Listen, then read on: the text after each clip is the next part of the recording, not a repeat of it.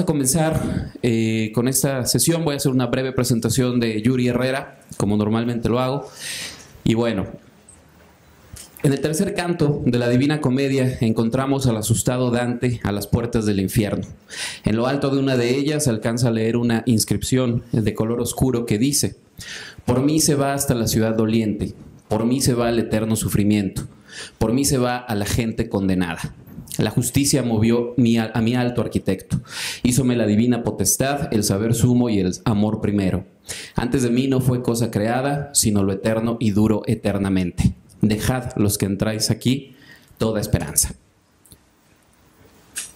Cualquier persona razonable, y creo que nos incluye a nosotros, un poquito centrada y con un poquito de sentido común, habría salido corriendo tras leer semejante advertencia. Pero como bien sabemos, Dante tenía todo excepto sentido común. ¿Qué mueve a Dante a internarse en el inframundo? La respuesta es sencilla y yo diría bastante choteada. Busca encontrarse a sí mismo y lo hace a partir del viaje imaginario, rodeado de almas. Algunas atormentadísimas, como las que vemos en esta imagen, en este grabado de Gustave Doré, algunas menos atormentadas y otras más en una especie de estado de divinidad psicotrópica. El viaje de Dante es un viaje que culmina con la iluminación de la razón, la prudencia, la aceptación y sobre todo el error como un aprendizaje, como una enseñanza de vida. Hace apenas 6 meses conocí la obra de Yuri Herrera. Decidido a materializar mi estúpidamente romántica idea de desconectarme del mundo, me fui solo de vacaciones a la playa. Esa imagen que tienen ahí es de la playa a la que me fui. El destino fue Zipolite. Mi idea romántica y absurda de la playa como una especie de limbo o como una especie de desconecte fue total y absolutamente absurda. No hay nada más mundano que la playa. No hay nada más mundano cuando tienes alrededor tuyo cuerpos desnudos semicarbonizados, cuando tienes críos inquietos que despiertan tu infanticida más profundo que habita en lo más oscuro de tu vida, cuando tienes latas de cerveza inundando toda la playa y por supuesto cuando tienes una espesa nube de marihuana encima de ti, de todos los que visitan la playa de Zipolite. Entonces esta idea de desconectarme fue totalmente absurda, pero logré desconectarme gracias a que llevaba las 3 novelas que ven ustedes ahí enfrente de Yuri Herrera. Similar a Dante, Yuri Herrera fue mi Virgilio, fue mi guía en este desconecte. Y al igual que Dante, me asaltaron dudas, me carcomían ciertos temores, me desbordaban muchas obsesiones sobre lo que mi viaje terrenal sería al internarme en las páginas de las 3 novelas de mi guía. Sin embargo, 2 cosas me distinguían de Dante. La primera, a él sí le advirtieron sobre lo que encontraría al cruzar las puertas del infierno. Y la segunda, Dante no tenía quemaduras de 2º grado en la piel que me hice el primer día que llegué a Zipolite. Resignado a perderme del festín surrealista de Zipolite y condenado a pasar mis vacaciones bajo la sombra de una palapa, leí las 3 novelas de Herrera en 3 días.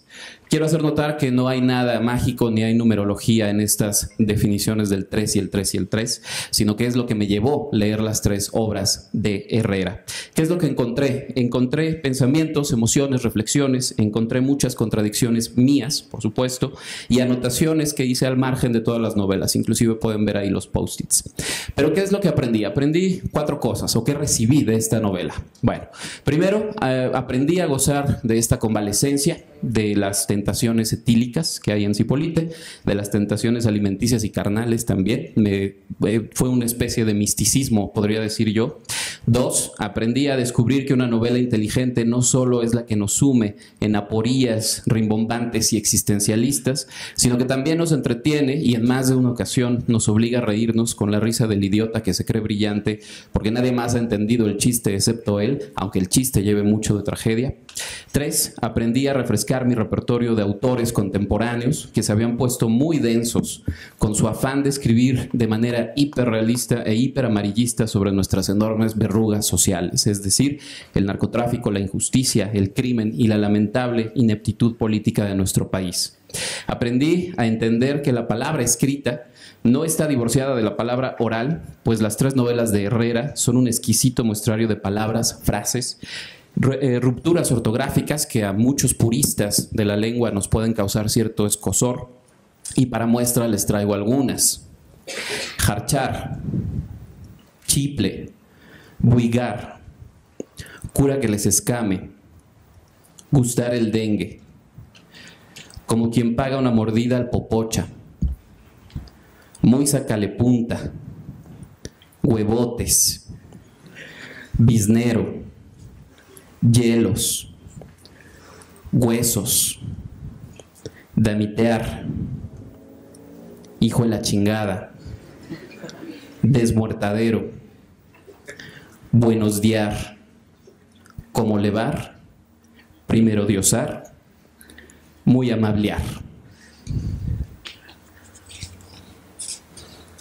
Los personajes de Herrera desplegan una sencillez y una nobleza que solo encontramos en las fábulas, en los mitos y en las utopías.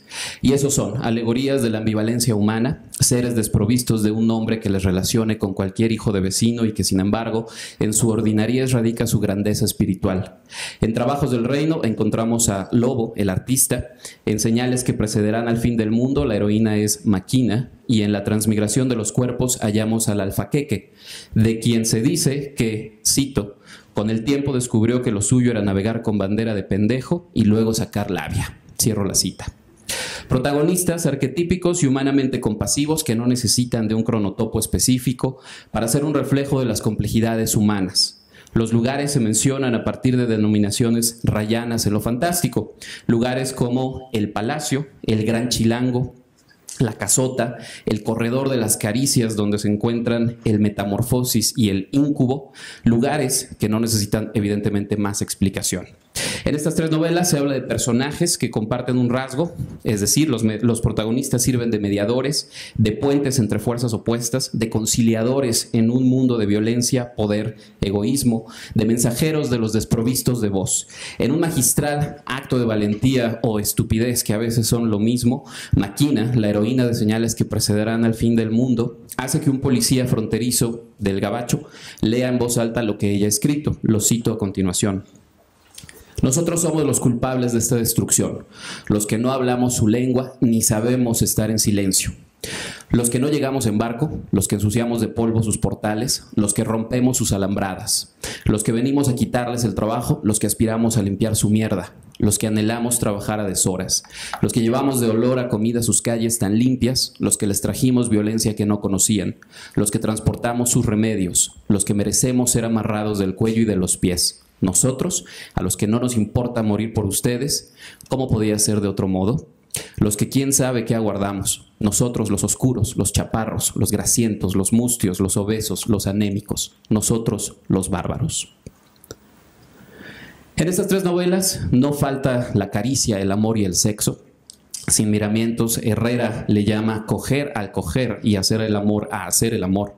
No se detiene a modular la violencia ni a ensalzar la ternura. En sus tres novelas hay una universalización de las grandes preocupaciones del ser humano: la soledad, la injusticia, la lealtad, el abuso del poder, la fatalidad de las coincidencias y la contundencia de la muerte. Pero también hay enredos, artificios y planes que se esconden bajo las intenciones de lambiscones y traidores. Pistas a seguir y detectivescos diálogos que no están exentos de humor y reflexión filosófica.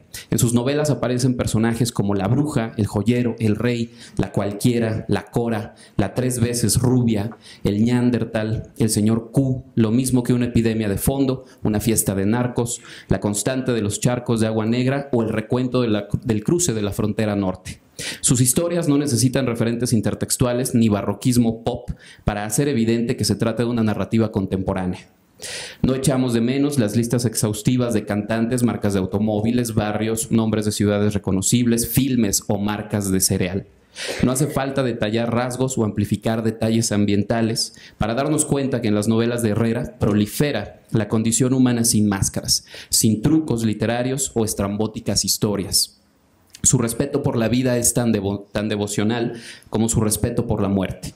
De ella dice en La transmigración de los cuerpos lo siguiente: no dijeron nada más. Estaba todo tan callado que se escuchaba el silencio de la muñe, como si absorbiera cada sonido en la habitación. Era algo duro, pero sin forma, ese silencio. ¿Cómo describir lo que no está ahí? ¿Qué nombre se le da a lo que no existe y que precisamente por eso existe? Capos de capos, los que habían inventado el cero, pensó. le habían dado nombre a aquello y hasta lo habían metido en una fila de números, como si pudiera quedarse ahí, obediente. Pero cada tanto, como en ese momento frente a la muñe, el cero se levantaba y se tragaba todo. Si algo hallé en el viaje por sus 3 novelas, fue un espejo que en cada página reflejaba gestos de la condición humana, hallazgos de los sentimentales, los leales, los gandallas, los temerosos, los atribulados, los sensibles, los brutos, los soberbios, los derrotados, los valientes, los amorosos, los mentirosos, los honestos, los enamorados y los jariosos. En breve, un reflejo de todos nosotros, una revelación sobre los demás, como la del artista en Trabajos del Reino, y que me preciso a citar como la última cita de sus novelas. Eso es, pensó el artista, eso somos, un aparato del que nadie se acuerda, sin propósito. Quizá Dios había puesto la aguja, pero luego había ido a curarse la cruda. El artista ya estaba consciente de que no había nadie sobre el cielo o bajo el suelo para protegerlo, que cada quien para su santo. Pero ahora en la corte se le aclaraba que uno podía gozarse antes de que el diamante se hiciera polvo. No esperar, no más. Mi viaje por los inframundos de Yuri Herrera concluyó al 3er día, el día en que cayó una tormenta y los bañistas y vacantes habían desaparecido. Como Dante, mi viaje terminó con silenciosas revelaciones y enseñanzas que anoté en la última página de cada novela y que hace apenas unas horas releí para darme cuenta que sigo siendo el mismo. ¿Qué aprendí de mi estancia en el primer círculo del infierno llamado Cipolite? Pues aprendí que es mucho más fácil desnudar el cuerpo a desnudar el alma, porque para ello se requiere de una guía, de un manual de humanidades y exhibicionismos emocionales. Por ello, agradezco a Yuri Herrera por haber sido involuntariamente guía en esa travesía, en la que no se me advirtió que tras leer sus novelas correría el riesgo de quedarme en ellas junto con el alfaqueque, Maquina y el lobo. Bienvenido seas, Agustín. ¿Qué dijo Agustín? Y bueno, ahí está, en una foto de, no alcanzo a ver el nombre, pero ahí viene el nombre del artista, la fotografía. Y bueno, les voy a dar una breve biografía que encontré en Wikipedia. Todo lo que diga aquí, por supuesto, puede ser desmentido por Yuri o bien puede ser reafirmado. Yuri Herrera nació en Actopan, Hidalgo, en 1970. Estudió Ciencias Políticas en la UNAM. Es maestro en Creación Literaria por la Universidad de Texas en El Paso. Es doctor en Lengua y Literatura Hispánicas en la Universidad de California en Berkeley y editor de la revista literaria El Perro. Su primera novela, Trabajos del Reino, obtuvo en 2003 el Premio Binacional de Novela Border of Words y convirtió a Herrera en uno de los escritores latinoamericanos más prometedores. La novela, editada también en España por Periférica, recibió el primer premio Otras Voces, Otros Ámbitos a la mejor obra de ficción publicada en España por un jurado de 100 personas, entre ellos editores, periodistas y críticos culturales. Elena Poniatowska calificó su prosa como fulgurante y a la novela como una entrada por la puerta de oro en la literatura mexicana. Su segunda novela, Señales que precederán al fin del mundo, ha sido considerada como la confirmación de uno de los jóvenes escritores mexicanos más relevantes en lengua española. En 2011, su obra fue traducida a más de 5 idiomas en Europa. La antologadora e hispanista alemana Michi Strausfeld, que se encarga de la selección de literatura de Latinoamérica en la editorial alemana Fischer, declaró recientemente que Herrera utiliza una, cito, prosa poética cincelada, maravillosa, donde cada palabra tiene su propio peso, siendo el Rulfo del siglo XXI. Cierro la cita. En 2013 publicó su tercera novela, La Transmigración de los Cuerpos. Herrera también se ha desempeñado como profesor de narrativa y teoría literaria en el Departamento de Letras de la Ibero, el Departamento de Lenguas y Estudios Culturales de la Universidad de Carolina del Norte en Charlotte. Ha publicado cuentos, artículos y ensayos en El Financiero, etcétera, La Voz en Argentina, Border Census, Rio Grande Review, El Paso, Texas y Lucero, Berkeley, California, entre otros medios. Actualmente es Postdoctoral Fellow en el Departamento de Español y Portugués de Tulane University en Nueva Orleans. Bienvenido de nuevo. Bueno, pues creo que me he alargado un poquito con la presentación, pero algo que llama la atención es lo que dice esta crítica alemana sobre ser el nuevo Juan Rulfo. ¿Cómo te cae eso? Bueno, primero que nada, muchas gracias a todos por estar aquí. Gracias, José Manuel, por esta presentación tan generosa. La verdad es que lo pone a uno en un lugar parecido a lo de cuando a uno le dicen que es el Juan Rulfo del siglo XXI, que uno tiene que hacer alguna cosa especial ahora, como tragar fuego o hacer malabarismos después de una presentación así. Bueno, no sé lo que dijo Michi. Yo lo tomo en primer lugar como una estrategia mercadotécnica, es decir, ella está tratando de ofrecerle al público alemán el trabajo de alguien desconocido y les da un referente conocido, ¿no? Prefiero tomarlo así porque de otra manera más bien lo que está pensando es que quisiera que estuviera muerto o que dejara de escribir, que son las dos características de Rulfo en este momento, ¿no?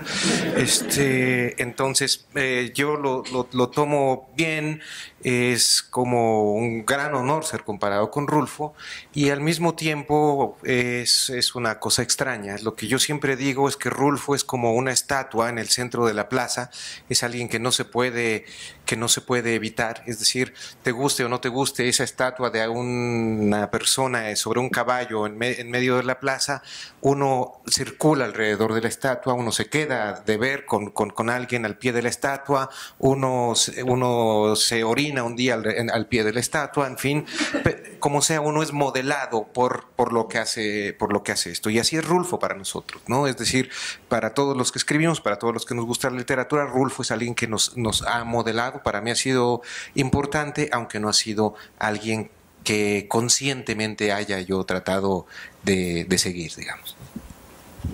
Muy bien, hablas de un asunto que tiene que ver con la promoción, el marketing y que tus obras entren a este público.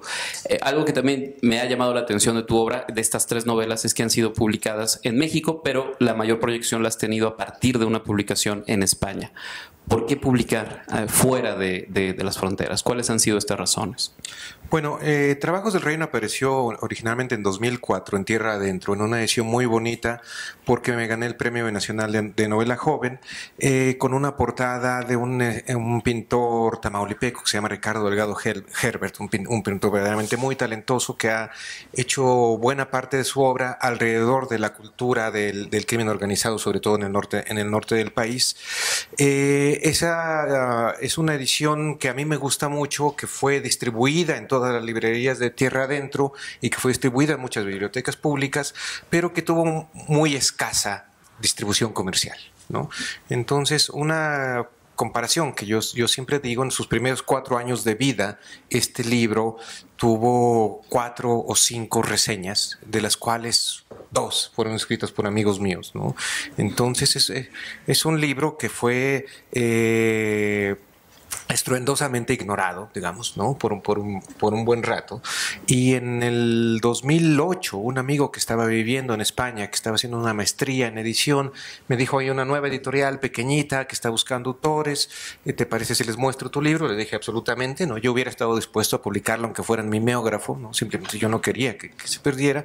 Y lo leyeron, al día siguiente hablamos por teléfono, 2 días después estábamos firmando y 3 meses después la novela estaba allá afuera, ¿no? Lo cual así suceden las cosas cuando la gente está verdaderamente interesada. Y si en los primeros 4 años de vida la novela recibió 4 o 5 reseñas, en los primeros 3 meses de vida en España recibió como 20 reseñas, ¿no? Y entre otras razones, creo que tiene que ver con que es una editorial pequeña, independiente, pero hecha por gente muy respetada en el campo cultural en España, y que además una cosa que tienen las editoriales pequeñas es que se involucran muchísimo con cada uno de sus títulos, ¿no? Me fue tan bien como yo podría haber soñado que me fuera, en términos de ir ganando lectores lentamente, pero de manera muy consistente, y yo no he tenido la menor gana de moverme hacia otra editorial, ¿no? Para mí, Periférica es una editorial a la que le tengo muchísimo cariño y además muchísimo respeto como lector, ¿no? Hablas de los lectores y bueno, aquí tienes una gran cantidad de ellos. De hecho, cuando llegaba Yuri me decía que no está tan acostumbrado a... Bueno, voy a ventilar lo que me dijiste. No está tan acostumbrado a un público tan numeroso, más o menos unas... ¿Cuántas personas me decías? 15 es mi número nomás, así le puedo agradecer a cada uno en persona. Exactamente. Y bueno, aquí tienes lectores, y tienes lectores que evidentemente puedes ver, traen tu libro, que han hecho anotaciones, que han hecho toda una serie de conversaciones con el texto. Bueno, de un par de lectores, que no diré su nombre porque está en esta sala, recibí comentarios sobre la transmigración de los cuerpos. los comentarios coincidieron en que la novela está muy fuerte, que es muy explícita. Entonces, tomando este comentario, y que por supuesto no estoy diciendo quién lo dijo, ¿consideras que tus textos, y a lo mejor la pregunta está un poco truqueada, pero consideras que tus textos están hechos o deben ser leídos o pueden ser leídos por todos los públicos? Y estoy hablando de edades, estoy hablando de condiciones, etcétera, etcétera.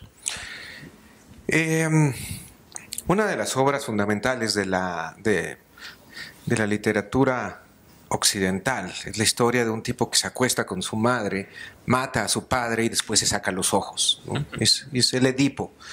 Y creo que eso es un buen parámetro sobre cómo uno no debe estarse preocupando por quedar bien en ese sentido, ¿no? Es decir, la literatura y en general el arte no está hecho para hacer sentir bien a nadie.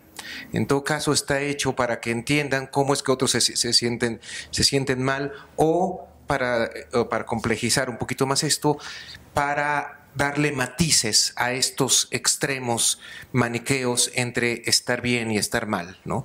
A mí me parece que yo lo tomo como un elogio que alguien diga que el libro está fuerte. Prefiero que digan que está fuerte a que está débil, o a que es superficial, o a que es desechable, ¿no? Respecto a quién puede o no puede leerlo, creo que eso es algo que no depende estrictamente de la edad, ¿no? Es decir, sino depende de cuál es el lugar desde el cual tú recibes el libro. Lo que yo siempre digo es que los libros son objetos ergonómicos, que los libros no tienen el mismo efecto en todos los lectores. Cada lector lo hace suyo, es decir, los libros no se terminan en el momento en que un escritor le pone el punto final, o en el momento en el que el libro llega al papel, sino en el momento en el que finalmente es procesado en la cabeza de cada lector, ¿no? Y no hay manera de controlar esto. Hay gente a la que le parecen, supongo que se están refiriendo específicamente a un par de escenas sexuales en la transmigración de los cuerpos. Hay gente a la que esto le podría parecer bastante light en comparación con las cosas que se pueden encontrar actualmente en la red, ¿no? Y yo no había pensado en esto, pero tendría que compararlo, por ejemplo, con lo que acaba de hacer Playboy, ¿no? Es decir, Playboy ya no va a poner desnudos en sus revistas. Y en un primer momento uno dice algo así como: después de esto ya nos podemos morir, ya que sigue después de esto.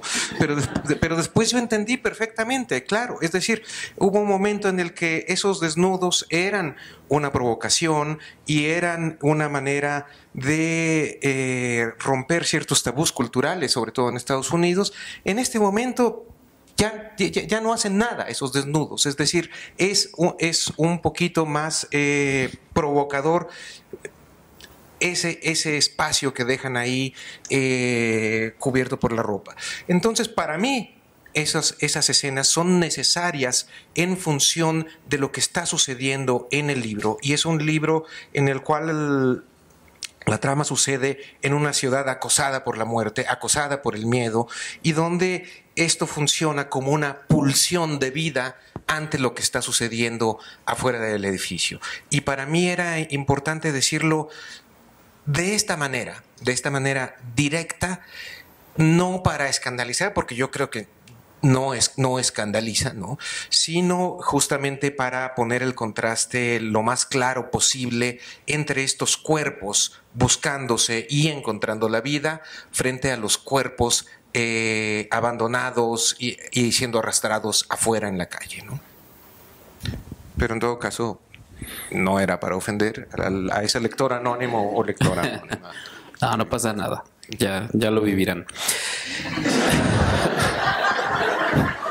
Bueno, hablabas de Edipo, ¿no? Y una de las cosas que creo que todos podemos coincidir con tus novelas es que hay un fondo, hay algo de fondo que nos remite a Divina Comedia, que nos remite a la mitología, que nos remite a la fábula, que creo que esto ya es de lo que más se ha abordado, de lo que más se ha hablado cuando se hace una crítica de tus textos. Pero me gustaría saber y no que reveles tus fuentes, pero ¿qué hay de esto? ¿Qué hay de todo lo que estoy diciendo cierto? Es decir, si hay una referencia a la mitología grecorromana, si hay una referencia a los clásicos, y lo pongo entre comillas y con itálicas, si hay esta concepción de tus novelas a partir de los grandes temas que en la mitología se ven, o estoy alucinando ahí. Bueno, yo... Una de las cosas que tenía clara sobre la transmigración de los cuerpos, antes de tener la primera línea, antes de saber exactamente cuáles iban a ser los detalles de la historia, era la última línea. Sabía que la última línea se la iba yo a robar a Dante, que se le iba a robar al final de los infiernos, y mi lógica fue, como es un libro publicado hace muchos siglos, nadie se va a dar cuenta, ¿no? Pero por lo demás, sí hay presencia de muchas lecturas clásicas que en general no trato de hacerlo como un diálogo explícito. Quizá en ese sentido, la excepción sería con Señales que precederán al fin del mundo, donde sí hice una investigación que me sirvió para muchos detalles, para la construcción de los personajes, para la introducción de ciertos símbolos, pero yo insisto en que lo más importante para mí, y ahora les cuento cuál es esa investigación que hice, pero esto es algo que es meramente anecdótico, que a mí me sirvió como el modelo sobre el cual trabajé y que me sirvió como para darle densidad y para darle fuerza a lo que estaba haciendo, pero que es algo que para mí era importante que no representara una dificultad extra para el lector, sino que el lector pudiera entender el libro y pudiera generar sus propios significados sobre el libro, y que no creyera que esa investigación era la que le iba a proporcionar el significado final del libro. Y yo quiero insistir mucho en esto, ¿no? Los libros no tienen un significado definitivo y rígido fijado por el autor. El autor propone y hay cierta coherencia interna que le da esto, pero no tiene la última palabra. En Señales que precederán al fin del mundo, de hecho, parte de la idea original de este libro era que yo quería tomar la narrativa mexica del descenso al Mictlán y tomar el descenso por los 9 inframundos hasta llegar al Mictlán y los símbolos que se encuentran en cada uno de estos inframundos.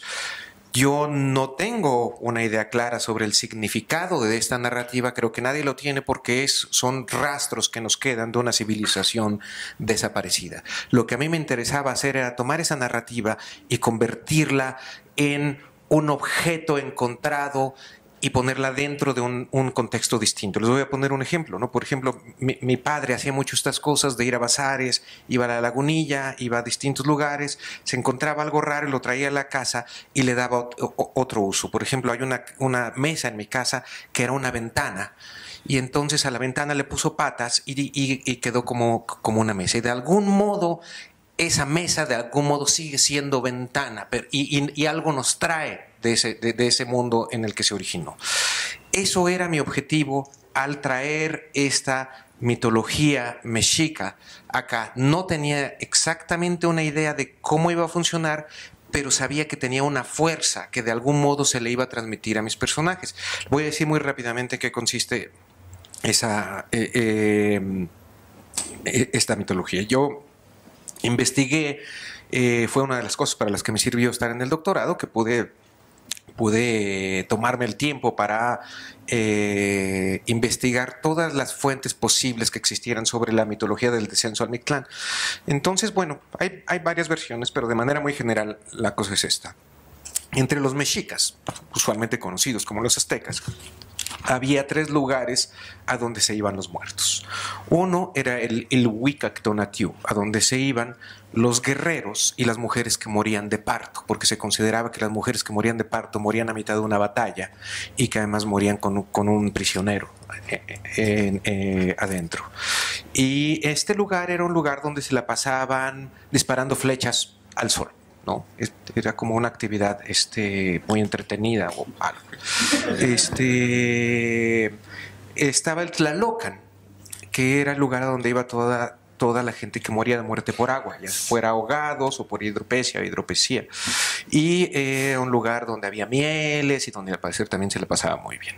Y después estaba el Mictlán o Mictlán, ¿no? Que es para utilizar la palabra que utilizan en Monterrey, a donde se iba toda la perrada, digamos, ¿no? Es decir, todos los demás.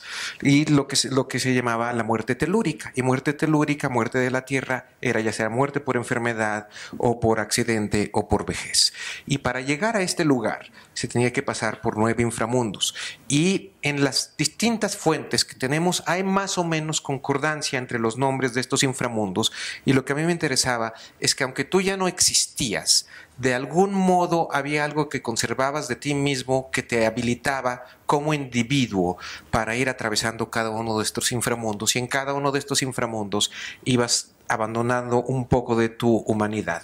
Abandonabas tus olores, abandonabas los sabores, abandonabas las emociones, hasta que llegabas al último, que es el Mictlán, donde te recibía esta dualidad divina, femenina y masculina, Mictlantecutli o Mictlecacihuatl, y ahí este es un lugar que, al contrario de lo que pensaron los curas cristianos que llegaron, no es el infierno, porque no había concepto del infierno, sino es un lugar de silencio, sin luz, sin olores, sin sonidos, donde tú te recreabas, ¿no? Tampoco es reencarnación como pensaban, sino es un momento de recreación. En fin, hice toda una investigación sobre esto y entonces yo decía, esta es una novela. Cada uno de estos inframundos es un capítulo que ya me está planteando ciertas cosas que le están sucediendo, ¿no? Y además me proporcionaba los modelos para ciertos personajes, en fin, pero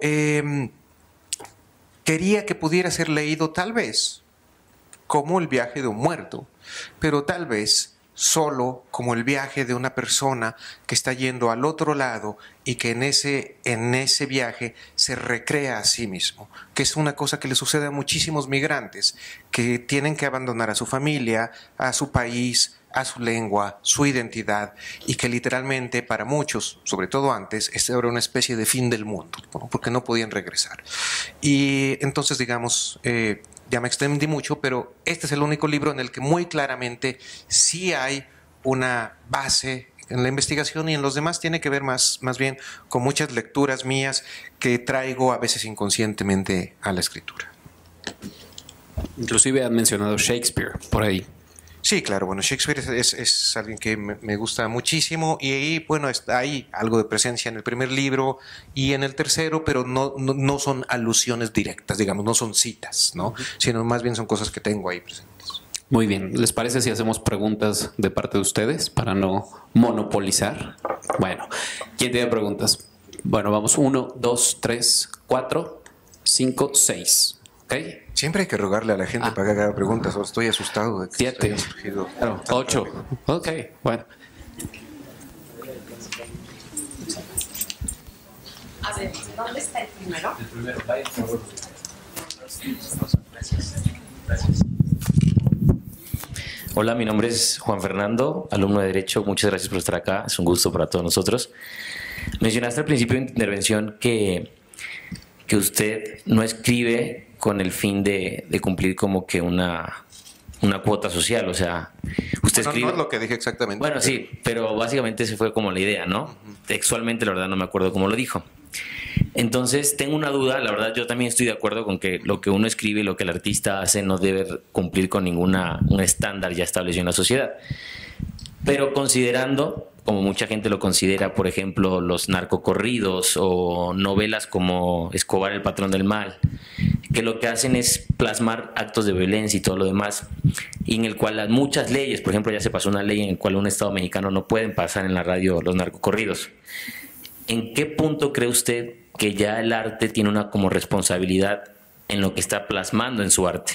Y más aún en una región como Latinoamérica, en donde lastimosamente mucha gente sigue a estos narcocorridos, mucha gente idolatra a Escobar mediante la serie.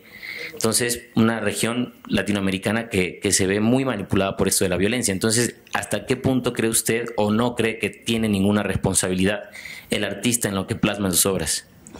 Bueno, son varias cosas. En primer lugar, sí creo, sin lugar a dudas, que el arte tiene una responsabilidad social. Esto no tiene que ver con seguir una agenda política de un partido o de un gobierno o de una iglesia. El arte tiene una responsabilidad social justamente en la medida en la que se opone a los discursos maniqueos de los partidos, los grandes medios de comunicación, el gobierno o las iglesias. El arte justamente lo que está ofreciendo es una manera distinta de mirar la realidad, ¿no? Y eso es una cosa que sucede en todas las distintas artes. Es decir, una manera muy clara de verlo es pensar en lo que hizo la pintura impresionista. Es decir, lo que este mundo que tú estás viendo puede ser recreado desde otras coordenadas, ¿no? Y al recrearlo de esta otra manera, estamos poniendo de relieve algo que no se ve a primera vista, pero que es muy importante sobre el mundo, sobre la realidad. Es en ese sentido que creo que la literatura tiene y en general el arte tiene una responsabilidad, ¿no? De no estar simplemente repitiendo clichés, de no estar repitiendo las mismas palabras y los mismos discursos que estandarizan las cosas desde los distintos poderes. Yo creo que no hay, por lo demás, absolutamente ninguna responsabilidad de un cantante en la violencia que puede ejercer alguien que va y se compra una AK-47 y se une a un cártel. Es decir, a mí me parece que esto es una de las maneras en las que los gobernantes más ineptos se deshacen de su responsabilidad. Es decir, en lugar de decir, no es la ausencia de instituciones de procuración de justicia eficientes, no es el desempleo, no es los increíbles niveles de violencia doméstica, no es que no se persigan a los que financian al crimen organizado. No es ninguna de estas cosas. La culpa es de ese cantante. Entonces hay unas canciones que envenenan a la gente, ¿no? Yo he escuchado un montón de veces por años y nunca he ido a buscar una AK-47 para matar a alguien, ¿no? Es decir, y esto tiene que ver con condiciones reales de existencia que a ti te ponen en un lugar frente al cual a veces lo que te parece que te está salvando es esa persona que te ofrece 2,000 pesos por ir a pararte en una esquina por ver lo que está sucediendo ahí, ¿no? O el que va y pone dinero para una iglesia, o el que va y pone dinero para restaurar una escuela, y entonces esto crea la falsa impresión de que estos sujetos están sustituyendo a las empresas y al Estado, y de algún modo es como la vía a seguir, ¿no? Pero yo digo, George Bush no destruyó el Medio Oriente por haber escuchado demasiado gangster rap, ¿no? Es decir, la locura de los poderosos es algo que puede ser retratado por distintos artistas, pero el origen de esto tenemos que encontrarlo en otros lugares, ¿no? Entonces, para resumir, sí, el arte tiene responsabilidades, pero no en el sentido en el cual estos legisladores pretenden hacerlo, así como vamos a evitar que la gente cante al Commander y entonces automáticamente a nadie le va a pasar por la cabeza unirse a un cártel, ¿no? Número 2, de este lado.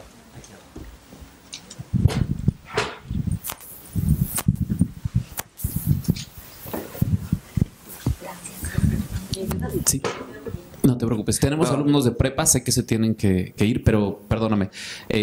Bueno, nada más para que sepan que muchas gracias por haber estado aquí, los alumnos desde preparatoria. Para hacerlos sentir mal, exigiéndolos cuando se van. No se sientan mal. Listo. Perdóname. Buenos días, soy Servio Reyes y bueno, gracias por haber venido. Y la pregunta recae en, ¿usted está de acuerdo con los modismos que la gente tiene, que a final de cuentas son modificaciones del lenguaje por mala pronunciación, pero a final de cuentas eso es lo que nos da la identidad? ¿Los aprueba o no? ¿Cuál sería su punto de vista? La lengua española toda en ese sentido es un modismo, ¿no? Es decir, tenemos un documento invaluable medieval que se llama el Index Probi, que es un librito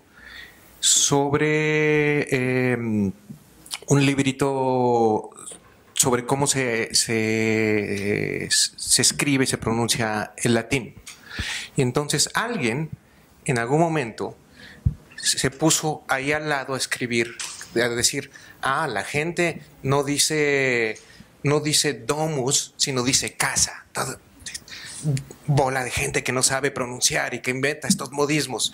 Así nació el español, como una corrupción del latín con la intervención de otras lenguas, con la intervención del árabe, en fin, ¿no? Las lenguas son organismos vivos que se están transformando todo el tiempo. Y eso es algo que uno tiene que agradecer. Yo no estoy peleado con la Real Academia de la Lengua porque tiene una función. Los diccionarios tienen una función y es funcionar como puentes entre las distintas comunidades que están revitalizando y transformando la lengua. Y eso es algo que hay que agradecer. Pero una cosa es reconocer esa función de los diccionarios y de las academias, y otra cosa es pensar que ellos tienen derecho a decir que la manera en la que hablamos es incorrecta. Una lengua es correcta en la medida en la que consigue su principal objetivo, que es comunicar, ¿no? Si la lengua con todas sus transformaciones sigue cumpliendo el objetivo de hacer que nos comuniquemos, eso está bien, ¿no? Entonces, a mí me parece bien que se aprendan las reglas ortográficas y que tratemos de expresarnos en esos términos para entendernos, pero también me parece necesario entender que las lenguas muy lentamente se van transformando, que no van a dejar de hacerlo nunca, y que varias de las cosas que influyen en esto son las innovaciones tecnológicas, las migraciones, inclusive ciertas palabras que nos vienen de la cultura popular, ¿no? Del cine, de la televisión, en fin. Algunas pueden no gustarme, pero sería absurdo que a estas alturas, cuando alguien me dice te voy a forwardear un documento, yo le digo, por favor, no sé de qué me estás hablando, si quieres reenvíame algo, pero si utilizas la otra palabra ni siquiera voy a abrir tu correo, ¿no? Entonces, y junto a eso podríamos ahora poner muchísimos otros ejemplos, ¿no? Entonces, no es de que esté de acuerdo o no. La lengua irremediablemente va a seguir cambiando. A mí me parece bien que tenemos que seguir teniendo reglas ortográficas, pero no verlas como una especie de inquisición, y no verlas como un poder y además como una especie de herramienta clasista que frecuentemente funciona así, ¿no? Entonces, hay que abrazar el cambio sin abandonar por completo las normas que nos permiten comunicarnos, ¿no?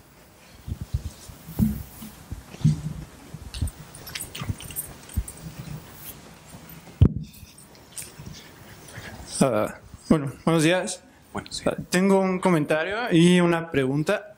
El comentario es que, al igual que, como dijo José Manuel, también me brincó esta idea de la intolerancia a la imagen, por ejemplo, que es algo que estudia la estética, ¿no? El no querer ver una imagen o el no querer leer una novela que es muy fuerte, y creo que bueno, para hacerlo corto, para resumirlo, hay una línea muy, muy delgada entre temerle a la imagen y temerle a la realidad, ¿no? Entonces, yo leí los trabajos del Reino y creo que es muy agradable como toparte con esa clase de novelas, porque, no sé, está la basura paulo coelhiana, ¿no? Por ejemplo, o la basura de Toño Esquinca, que te ponen que la vida es rosa, cuando la vida no es rosa para nada. La vida es negra, la vida es roja, la vida es de todos los colores, ¿no? Poniéndolo en esta gama. Entonces, igual me brincó mucho que, bueno, es muy agradable leer una novela, sino que toca esos temas no de una forma morbosa, sino de una forma inteligente. Bueno, es un comentario. Y la pregunta es quizás un poco comprometedora para ti, pero quisiera saber cuál es tu postura, porque después de leer tu obra es inevitable pensar en la realidad mexicana, ¿no? Que estamos viviendo en estos días. Entonces, antes que nada, yo me declaro bastante pesimista en la realidad. Yo creo que este país está muy complicada la situación y no tiene, digamos, un arreglo. No sé, yo creo que la situación va para abajo y me interesa mucho saber la posición de personas como tú, ¿no? Que tienen una opinión bastante elaborada, digamos, y también bastante informada e inteligente sobre la realidad. Entonces, ¿tú qué crees? ¿Que el país se va a arreglar? ¿Que el país... Bueno, es muy burda la pregunta, ¿cómo se podría arreglar, no? Pero, ¿crees que la situación de nuestra situación empeorará, mejorará? Yo creo que va a empeorar antes de mejorar, pero creo que tiene que mejorar. Es decir, son muchas cosas aquí. Lo primero que yo tendría que decir es que los problemas de México ya no son solo problemas de México, ¿no? Esto es una cosa que siempre que hablo en Estados Unidos y en algún momento sale el tema de la política, de la violencia o del crimen organizado, yo les insisto, este no es un problema mexicano. Este es un problema en el cual México pone los muertos, pero no es un problema que se haya originado o cuyo funcionamiento pase solo por las instituciones o los ciudadanos mexicanos. Cuando la mayor parte del dinero y la mayor parte de las armas y la mayor parte de la demanda viene de Estados Unidos, es justo decir que sobre todo es un problema estadounidense en el cual nosotros estamos poniendo los muertos. Y yo, por ejemplo, hago un ejercicio en las universidades en Estados Unidos. Les digo, ustedes piensen, en cualquier pueblito donde ustedes vengan, si hoy se deciden, supongamos que ninguno de ustedes conoce un dealer, o que su dealer se ha ido de la ciudad o lo han matado. Si hoy se deciden a encontrar uno nuevo para conseguir unas rayas de coca, digo rayas porque podría decir también unas pastillas, lo que sea, al final del día, ¿creen que lo podrían hacer? Todos invariablemente dicen que sí. Entonces yo les digo, esta cantidad de drogas que circula en los Estados Unidos no entra en backpacks, no entra escondida en un bolsillo, en el estómago de alguien. Esto es una industria, y esta es una industria con complicidades enormes en los Estados Unidos. Es decir, nosotros nos hemos tragado el cuento de que la corrupción está solo de nuestro lado, cuando para que una industria que abastece a un país de 300 millones de habitantes, en el cual en cualquier ciudad puedes en cualquier día abastecerte de drogas, esto evidentemente implica que hay enormes complicidades de aquel lado, ¿no? Sí. Ok. Entonces, lo primero que tendría que decir es eso, que tenemos que empezar a pensar que las soluciones no solo son nuestras. Pero no quiero decir esto para evadir nuestra parte en la solución de los problemas nacionales, ¿no? Y yo creo que uno de los asuntos más claros hacia donde tenemos que ir es empezar a construir todo tipo de instituciones que funcionen. Es decir, en ese sentido, cuando tenemos más de 90% de asesinatos que nunca se investigan o que nunca llegan a ser sentenciados, el 10%, algunas cifras dicen que es menos, el 10% donde sí hay investigaciones o donde sí hay sentencias, eso es la excepción, lo otro es la norma. Entonces empezar a plantear los problemas en este sentido creo que nos puede ayudar a ver hacia dónde nos dirigimos. Pero por otro lado, lo que yo diría es esto, que hay gente haciendo cosas en el país al margen de todo este terrible escenario pesimista. Y yo, bueno, tengo que hablar desde el lugar desde donde estoy. Yo creo que en México se está haciendo de la mejor literatura que se ha hecho en las últimas décadas, que hay mucha gente moviéndose entre distintos géneros y trabajando con becas, sin becas, a pesar de las becas, con las instituciones o a pesar de las instituciones, que se publica a sí mismo, que crean editoriales, que crean nuevas revistas. Y es este tipo de actitud que a mí me parece que se puede replicar en muchos otros espacios, ¿no? Entonces, hay también gente, como seguramente ustedes conocen el caso de las patronas, este grupo de mujeres que ayudan a los migrantes que se transportan en la Bestia. Hay mucha gente que no se está quedando cruzada de brazos. Dije que creo que va a empeorar antes de que mejore, porque creo que nuestras élites políticas y empresariales hay una modorra y una autosatisfacción que no les permite modificar la manera en la que se hacen ciertas cosas, pero la realidad los está alcanzando y creo que eventualmente tendrá que haber ciertos cambios. No tengo una fórmula, lo que creo es que sí hay, insisto, muchos ciudadanos que están buscando distintas maneras de encontrarlas, ¿no? Muy bien. Número 4. Me intriga si en verdad tú crees lo que escribiste. Te voy a leer la cita. Es la misma que el profesor puso. La de: esos somos un aparato del que nadie se acuerda, sin propósito. ¿Tú lo crees? A ver, varias cosas. La respuesta rápida es sí, pero ahora voy a decir. Es mi primer libro publicado. Antes yo había escrito un libro de cuentos, una novela completa, otra media novela, y en las otras novelas había mucho más de mí en un sentido explícito, ¿no? Estas cosas que uno escribe cuando está en la licenciatura o cuando es muy joven, porque cree que nadie jamás ha hablado de las fiestas y de la primera vez que tiene sexo, en fin, ¿no? Entonces, y eran libros muy aburridos y por fortuna nadie se decidió a publicarlos.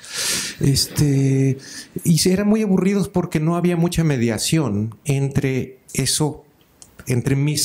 mis experiencias personales y lo que le estaba ofreciendo al público. Es decir, uno piensa que simplemente porque ha sido algo muy emocionante para uno, tiene que ser emocionante para el lector, pero para que eso suceda tiene que haber cierta elaboración artística, y que era lo que a mí me faltaba, ¿no?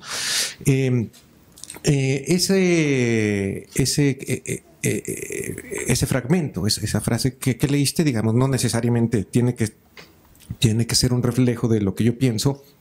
Lo que uno hace es, uno toma ideas, se las asigna a ciertos personajes, pero esas ideas no forzosamente son un reflejo de lo que uno hace. Ahora, yo específicamente sobre eso, yo sí diría esto. Como una persona no religiosa, yo digo, yo no creo que uno tenga que esperar a que el sentido de la vida o del universo o del mundo sea depositado en mí por una autoridad eclesiástica, sino creo que para mí parte del gozo de la vida es irlo elaborando, es irlo creando, y que las cosas que hacemos todos los días nos permite eso, nos permite crear propósitos, nos permite plantarnos con una cierta ética ante el mundo, ¿no? Es decir, para mí sería muy fácil si ya existiera un conjunto de reglas que lo único que tenemos que hacer es obedecer.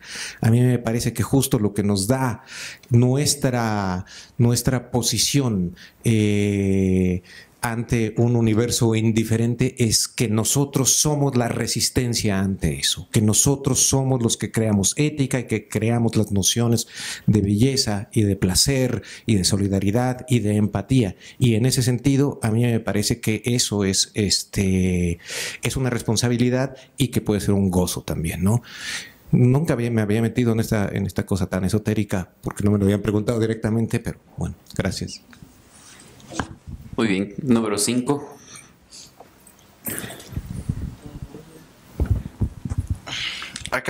Buenos días. Buenos días. Acabas de mencionar que tus libros no se publicaban porque eran muy personales, pero entonces, ¿en qué medida tú tomas en cuenta al público o posibles compradores en la creación de un libro? Es decir, modificas, piensas esto no les va a gustar. O sea, ¿en qué medida son complacientes y en qué medida no pueden ser tan complacientes porque comienzan a ser como no tan reflexivos y de menor calidad. Bueno, no es que no se publicaran por ser personales, no se publicaban porque eran malos, ¿no? Es decir, uno puede puede estar muy involucrado, yo diría que debe estar muy involucrado personalmente en lo que escribe, pero que hay maneras de elaborar eso. Y ese es mi punto, ¿no? Que no basta, es decir, si uno escribiera como habla o escribiera como dice las cosas con los amigos, la palabra que más se repetiría sería güey, ¿no? Entonces, Romeo y Julieta sería algo así como, sí, güey, no me gusta esa de la otra familia, güey. Entonces, yo creo que el arte requiere elaboración sin renunciar a la intimidad, ¿no? Uh-huh. Es decir, y que la intimidad no, y que el hecho de crear artificios no implica que las cosas sean falsas en ese sentido. Uno puede decir la verdad a través de los artificios. Pero con respecto a las concesiones al lector, bueno, uno siempre está pensando que esto está dirigido a alguien más, ¿no? Uh-huh. El asunto es que yo no tengo muy claro cuáles son esos lectores míos. Es decir, hay gente que sí tiene mucho más claros sus públicos, ¿no? Yo no sabría decirte exactamente, para mí siempre es una sorpresa cuando me encuentro gente que me dice que me ha leído, porque la escritura es algo que uno hace en solitario, ¿no? Y que de vez en cuando te encuentras gente que lo ha leído, sobre todo en espacios así. Pero, por ejemplo, a mí nunca me ha tocado encontrarme a alguien en la calle con un libro mío, cosa que me da mucha envidia de amigos míos que sí lo han hecho. Había alguien que traía mi libro. Yo no sé, ¿no? Te voy a decir un único caso en el cual tenía mucho más claridad de a quién se dirigía y que he tenido retroalimentación con uno de mis libros infantiles que se llama Los ojos de Lía. Es un libro que la editorial Sexto Piso me pidió escribir sobre la violencia, pero dirigido a los niños. Y es un libro en el cual yo decidí escribir un libro con una imagen violenta, porque yo dije, no voy a ser condescendiente con los niños, que son mucho más inteligentes que los adultos a veces y que además ven las cosas que nosotros vemos, porque ya es inevitable que lo vean ya sea en la calle o en los medios o en los juegos. Y es la historia de una niña que ve un cadáver en la calle, ¿no? Y que tiene que tratar de elaborar ella sola la manera de entender lo que ha sucedido. Y entonces ahí yo sí tenía claro que esto estaba dirigido a niños alrededor de 10 años. Entonces yo hablé mucho con sobrinos, mis ahijados, mis ahijadas, de distintas edades alrededor de esa. Y tratando de pensar en que los niños no terminan de leer un libro por obligación. O si lo hacen es la peor cosa que le puede hacer a un niño, sino que tienes que pensar que les interese. Y a la larga he recibido, estos son como los comentarios como más bonitos que yo he recibido por algunos libros, han sido en general de madres, de madres, de niños y de niñas que dicen este libro llegó en un momento importante a mi familia, en fin, ¿no?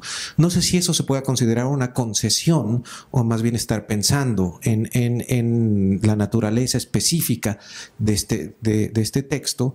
Por lo demás, yo trato de no estar pensando en qué pueda vender o qué pueda ofender o qué pueda no ofender, sino más bien en lo que necesita la historia para ser bien contada, y eso a veces necesita sexo, a veces necesita alguna abstracción, pero trato de no caer en ninguna fórmula, de no repetir, ¿no? Así como, esta escena de sexo, entonces ahora todos mis libros la van a tener, ¿no? O tuve magos, ¿no? No lo sé, ¿no? Entonces, es algo que se va descubriendo con cada texto, creo. Gracias. ¿Qué número eras? 5. 6. Luego 7 aquí abajo. No, 7 por acá. Y luego 8. Por allá vamos. Gracias. Bueno, tengo 2 preguntas. La primera es, me comentaste que como artista, tú te identificas con Lobo, supongo que por la relación artista, músico, escritor. Para escribir un libro sobre narcotráfico, supongo que debiste haber investigado o inclusive conocer a alguien que estuviera en ese medio. Yo me pregunto,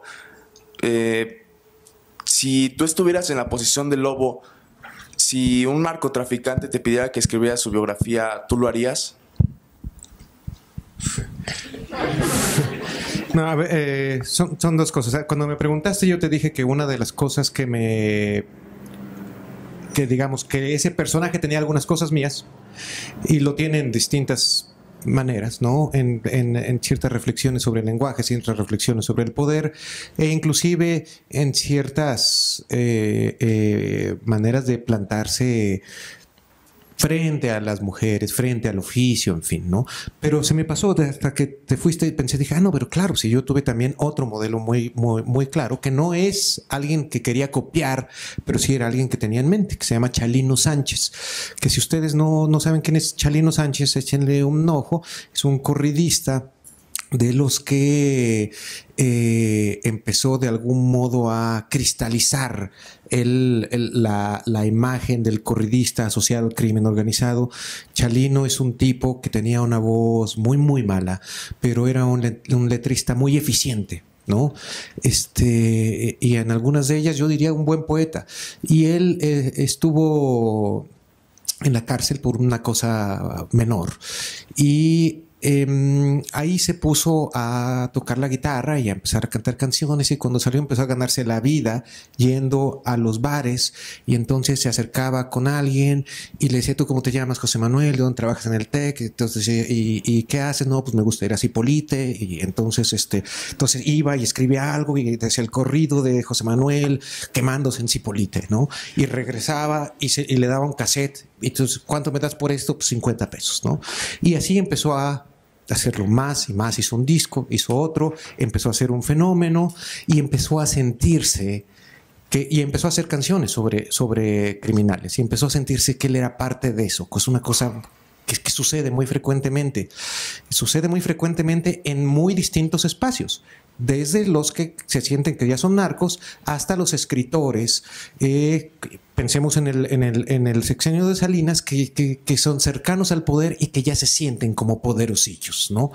Entonces, llegó un momento en el que él está dando un concierto, si no me equivoco, en Pasadena, y alguno de sus enemigos se sube al escenario, le dispara, y Chalino salía al escenario con pistola, él saca su pistola y le dispara, y los dos eran tipos que no eran sicarios, pero sino que se sentían, entonces ninguno le atina al otro, pero le atinan al público.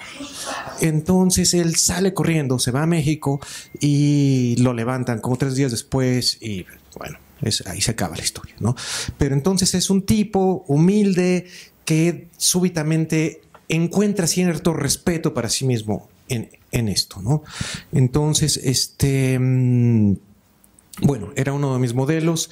Ya te he dicho algunas de las maneras en las que yo me identifico con este personaje. Uno tiene que identificarse con los personajes hasta con los que no tienen nada personalmente. Para mí es un principio. Uno tiene que querer a sus personajes. Y con relación a lo otro, pues no. Es decir, yo he tenido cercanía con... Tú pusiste el ejemplo del narco, pero no es el único ejemplo. Pues hay mucha gente que se te acerca para que los ayudes de una manera o con otra, con cosas que no te interesan. Se me ha acercado gente así, no narcotraficantes, ¿no? Y la última cosa sobre la investigación, yo creo que sería mucha presunción decir que habérmela pasado una temporada en las cantinas en Juárez es una investigación, ¿no? Es decir, es algo que yo hacía y yo observaba, y en el momento en que decidí que ese era el ambiente en el cual iba a plantear la historia, porque yo insisto, este no es un libro sobre el narcotráfico, es un libro sobre la relación entre el arte y el poder, cuyo contexto, en parte, es eso, ¿no? Pero entonces es algo que yo observaba, que yo vivía, yo conversaba con los cantantes y, por supuesto, conocía un montón de dealercillos, pero nunca he estado en el castillo de un gran capo, ¿no? A pesar de que a veces cuando me llaman narcoescritor, yo digo, pues debo tener algún yate, algún castillo por ahí y no me he enterado, ¿no? Bueno, mi segunda pregunta es, ¿por qué usar nombres como el joyero, el doctor, el lobo, el rey? ¿Por qué no usar nombres? Eso es una manera estratégica de subrayar el poder que el capo tiene sobre todos los demás. Es decir, es como uno puede ser definido desde el poder de distintas maneras, ¿no? Y entonces es como una manera de decir nuestras individualidades pueden ser anuladas por los poderosos, y cada uno de los personajes que están ahí son nombrados en función de cómo pueden servirle al rey, ¿no?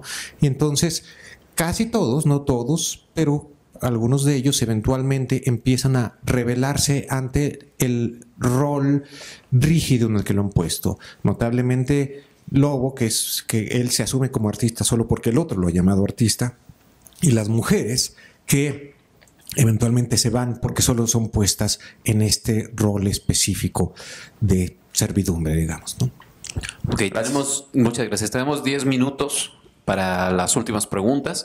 Estaba por acá número 7, número 8. Aquí abajito. Si quieres irla diciendo, podemos escucharla desde acá.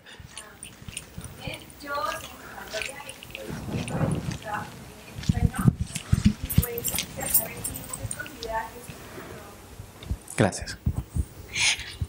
Que si usted considera que su libro Trabajos de Reino es una obra de madurez como autor.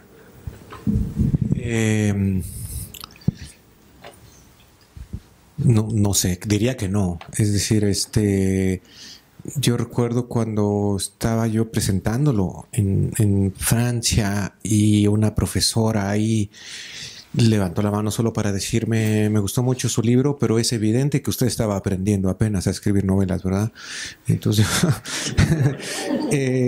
no es la primera novela que yo escribí, es la primera que publiqué, ¿no? Yo creo que hay cierta madurez en términos de que había cosas que yo había trabajado en el manejo del lenguaje, de ciertos registros lingüísticos, en cuentos que yo había escrito, y que aquí de algún modo pude hacerlo de manera más consistente, ¿no? Y que hay muchas ideas que yo había tenido sobre la lengua, sobre el poder, que de algún modo aquí se conjuntaron, pero si decir una obra de madurez significa que es lo mejor que uno puede hacer, yo espero que pueda seguir encontrando otros registros en el lenguaje y otras mejores maneras de contar la historia, ¿no? En ese sentido, quizá creo que no lo es, ¿no? Es decir, es una obra a la que yo le tengo muchísimo cariño, que yo ya no modificaría porque ya tiene su propia vida, ¿no? Hay gente que me ha dicho: ¿te gustaría cambiarle algunas cosas? Hay gente que se ha quejado del final, ¿no? ¿Qué se le va a hacer, no? Pero entonces es una obra que ya tiene su propia vida. En ese sentido es una obra que fue madura, que todavía anda circulando por ahí, pero creo que he seguido aprendiendo cosas después de eso. En ese sentido creo que no lo es.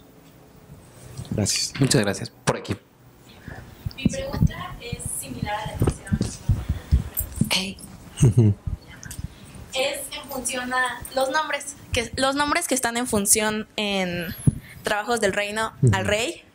Lobo es independiente de el rey al inicio y lo vuelve a hacer en el final. Lamento si alguien todavía no lo acababa de leer.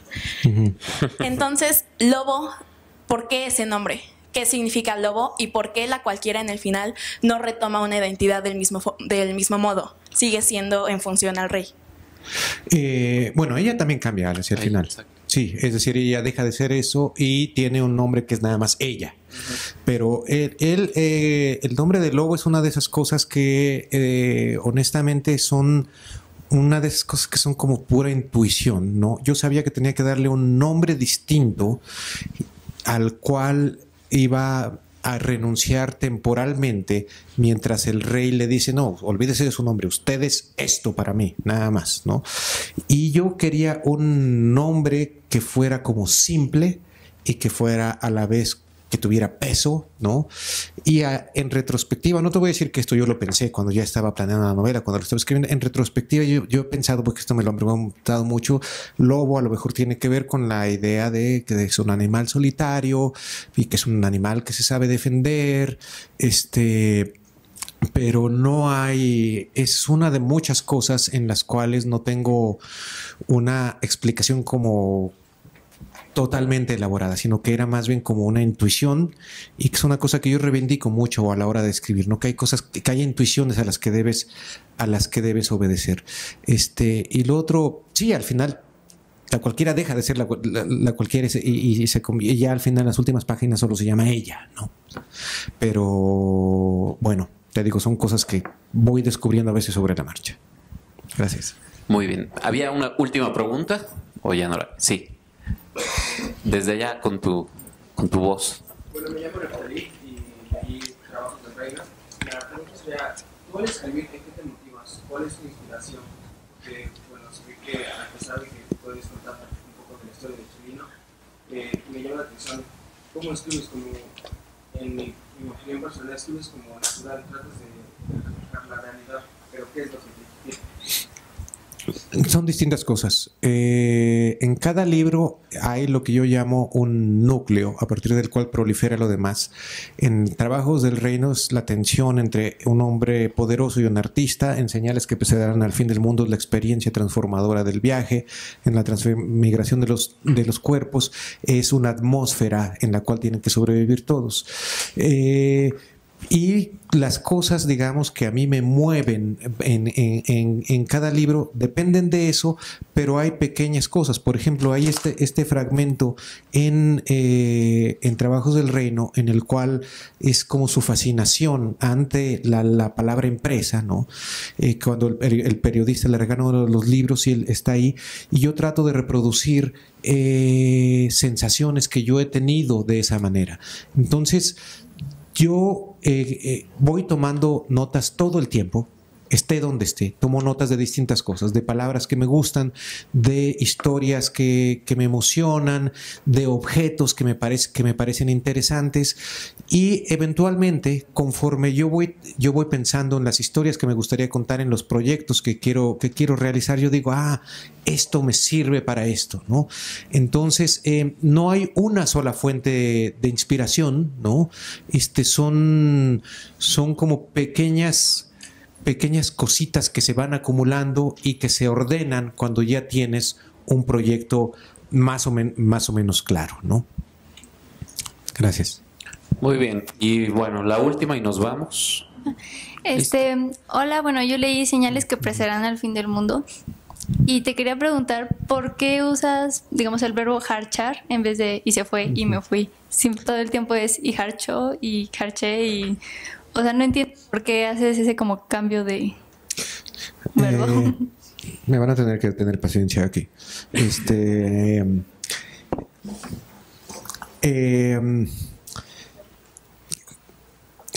No sé por dónde empezar, nada más estoy pensando. Este es un libro en el cual hay muchas cosas que yo metí sin querer explicarlas, sino solo justamente para hacer eso que a mí me parece que es importante en toda la literatura y en general en el arte, que te extrañen, que te dejen un poco confundido, que te hagan pensar y que no vengan envueltas tal cual, ¿no? El problema con la literatura, por ejemplo, de Paulo Coelho, que es un tipo que sabe escribir, pero que simplemente decide que él quiere hacer productos perfectamente consumibles, es que no le apuesta más, por ejemplo, a eso, al riesgo de que no te entiendan y de que el lector entienda de una manera distinta los textos. Entonces ya puse el ejemplo de lo que me sirvió para la estructura para ese libro. Harchar viene, por un lado, de una investigación y por otro lado, de una intuición.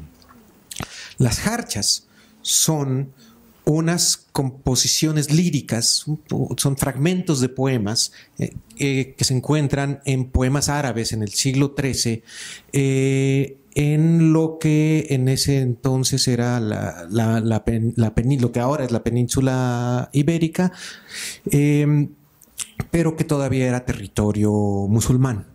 Estos eran poemas escritos en árabe, pero curiosamente a partir de cierto momento se empiezan a encontrar al final de estos poemas fragmentos escritos en caracteres arábigos, pero que si se leen en voz alta ya no suena a eso, sino suena a una lengua que después será el español, parecido.